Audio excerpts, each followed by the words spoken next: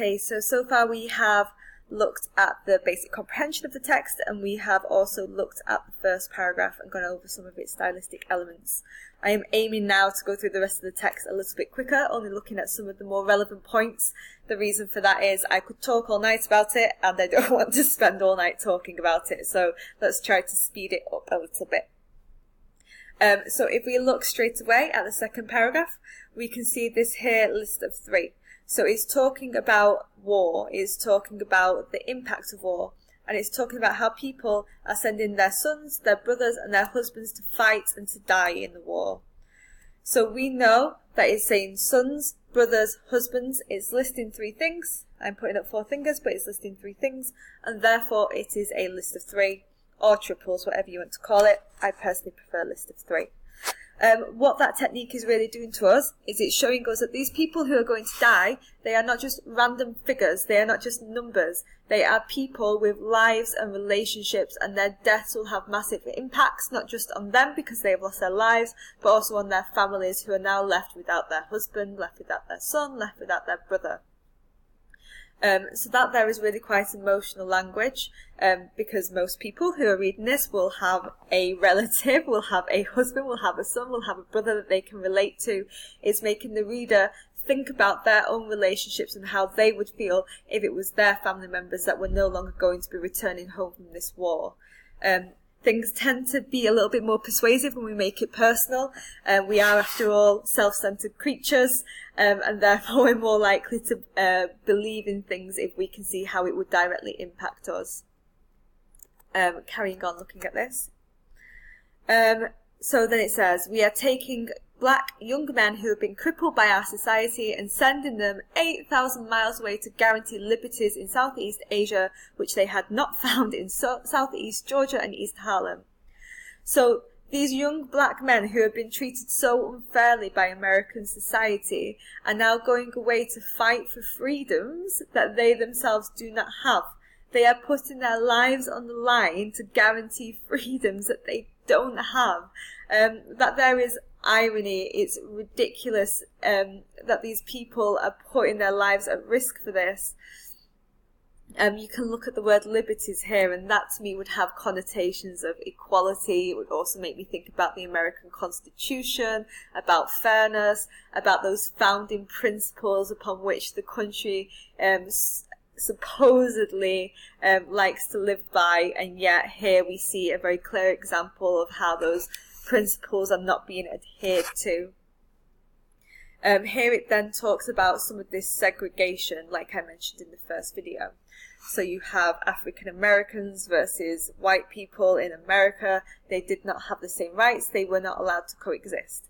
In fact, I remember there is one very, very famous case whereby basically in the American school system you have black schools and white schools, and as is often the case, if you are a minority you do not get the same privileges that the majority get.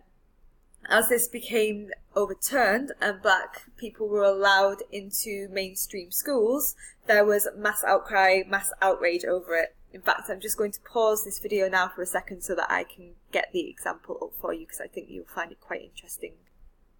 So what you'll see now are pictures of a young girl called Ruby Bridges, who was one of the first African Americans allowed into mainstream schools in America. And you can see from some of these images here, the outcry, the anger that surrounded the fact that an African American was being allowed to be schooled along with white children. So you can have a look here at what these guys have. So they've got signs that says, we won't go to school with Negroes, which means black people. Strike against integration.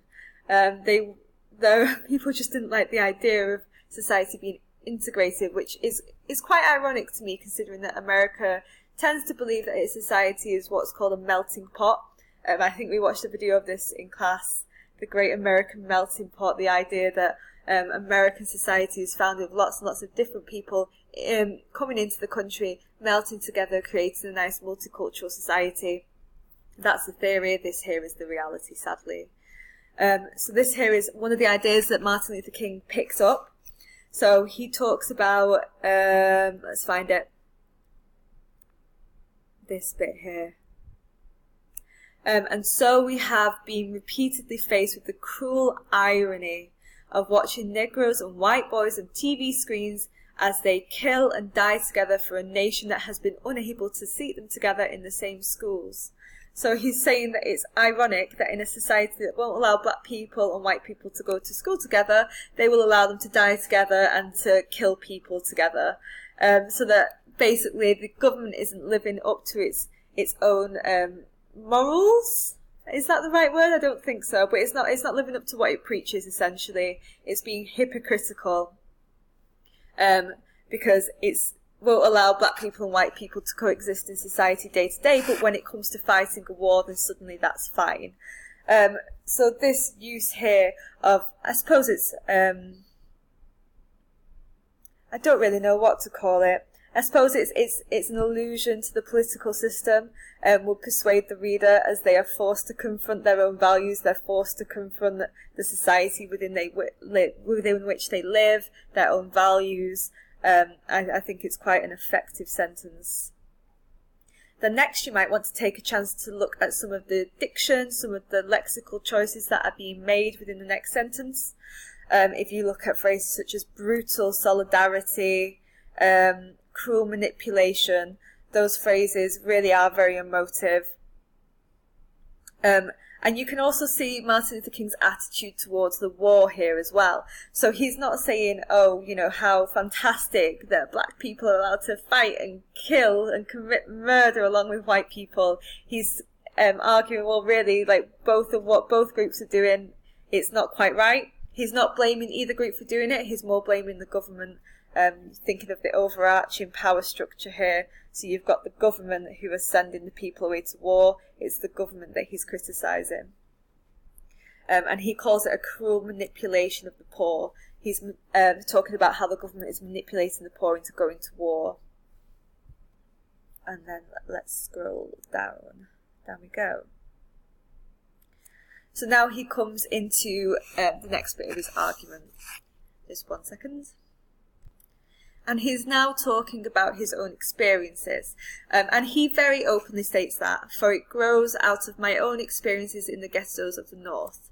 I think that that's really quite important that he's saying it's his own experiences, because otherwise it could be quite distancing. If he's talking about poor people and black people and ghettos in quite an abstract way, considering that by this point he was quite a wealthy man, he's a doctor, he's not now in the same social class as the people that he's talking about, it could be quite isolating. It could make him seem like he is preaching one thing and living a very different thing. So he's using this here, this appeal to ethos, to show, look, I know what you're talking about, I know what you're going through, I have been there, I have visited these ghettos. So this here is solidifying the fact that he really knows what he is talking about.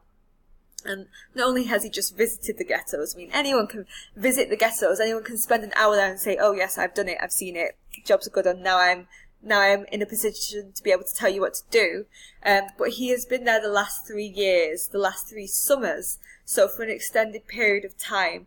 So that shows that he really is in a position of authority to tell you the reality of the situation that these people are facing. And you can see here again we have got a list of 3. So he's describing the men that he meets as desperate, rejected, angry. This use of language is quite important, I think, because it's trying to emphasise to you that, again, he is not blaming the people who are being sent away to war, that the fact that they're going away to war and they're fighting this war is as a result of the societal issues that they face. They are desperate, they are rejected, they are angry. They are outsiders within society. They do not quite have a position within society. If you think about it, if you are quite poor and you don't have a very good job, you don't have a very good life because of the society that you're living in, then suddenly when you have a war, you may find yourself in a better position. I mean, suddenly you've got yourself a job, suddenly you're being paid, and suddenly you're no longer an outsider. You're a hero, you're a war hero, you're fighting for your country.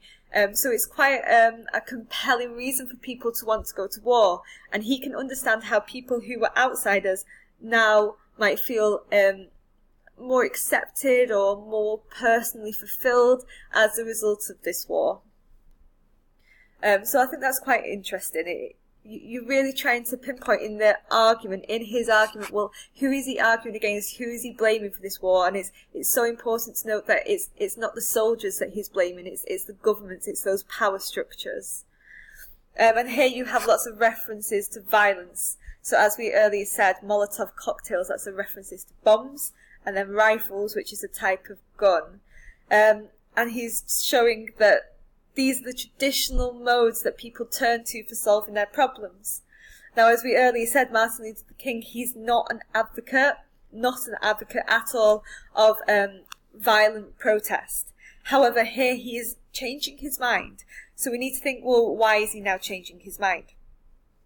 So it was his deepest conviction, his deepest belief, that social change comes most meaningfully through non-violent action. And then you've got to think about this bit here. So this here is a turning point in the article. But they ask, the men ask, and rightly so, what about Vietnam? How can Vietnam fit in with his old belief structures that violent protest is not an effective way to achieve your goals? They ask about our nation.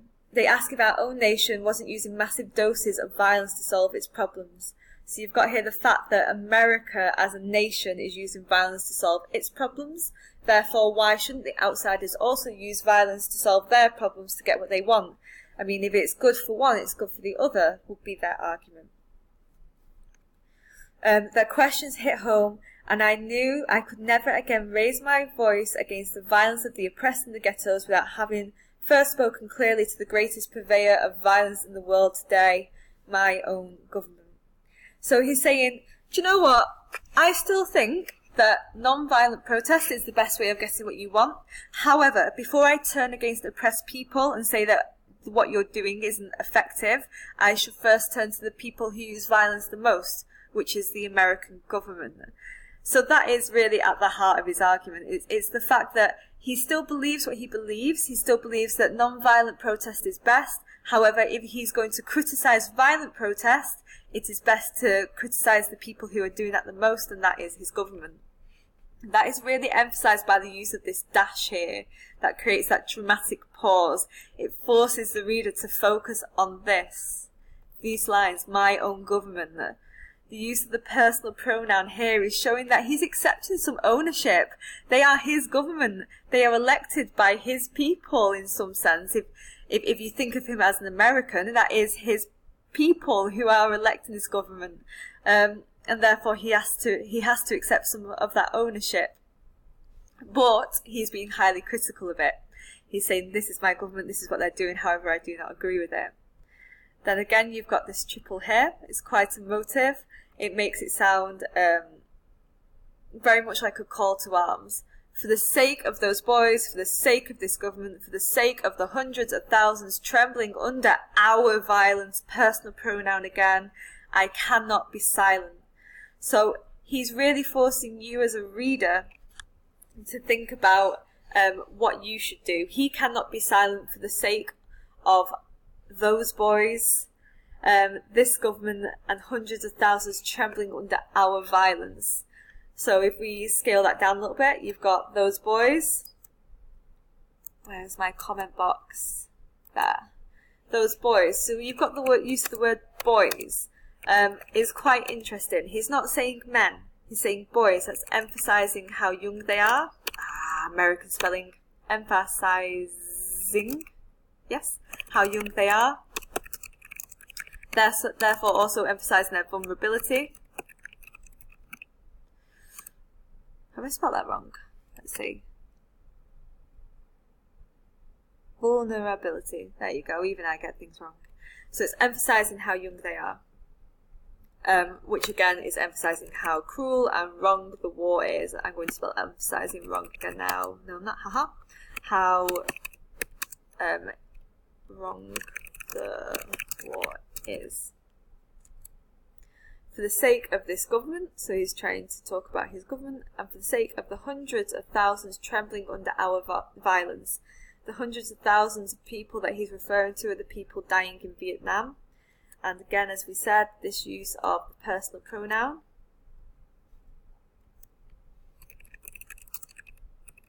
means that he is accepting some of the blame.